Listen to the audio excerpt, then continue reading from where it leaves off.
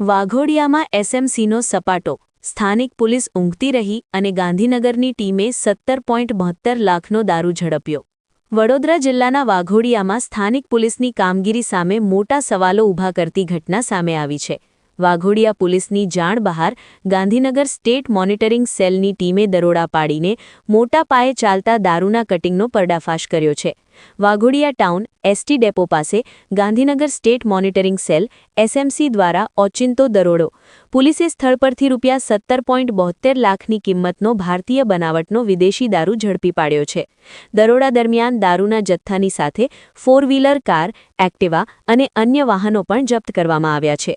દરોડાએ વડોદરા જિલ્લાની અને ખાસ કરીને વાઘોડિયા પોલીસની કામગીરી પર પ્રશ્નાર્થ ચિહ્ન મૂકી દીધું છે. જ્યારે એસટી ડેપો જેવા જાહેર સ્થળની નજીક આટલા મોટા પાયે દારૂનું કટિંગ થઈ રહ્યું હતું ત્યારે સ્થાનિક પોલીસ તેનાથી અજાણ હતી અને સ્ટેટ મોનિટરિંગ સેલે બાજી મારી લીધી હતી. આ ઘટના પરથી સ્પષ્ટ થાય છે કે સ્થાનિક પોલીસ તંત્ર ક્યાંક ઊંઘતું ઝડપાયું છે. ગાંધીનગરની ટીમના આ ઓચિંતા દરોડાને કારણે વાઘોડિયા પંથકના બુટલેગરોમાં ફફડાટ વ્યાપી ગયો છે.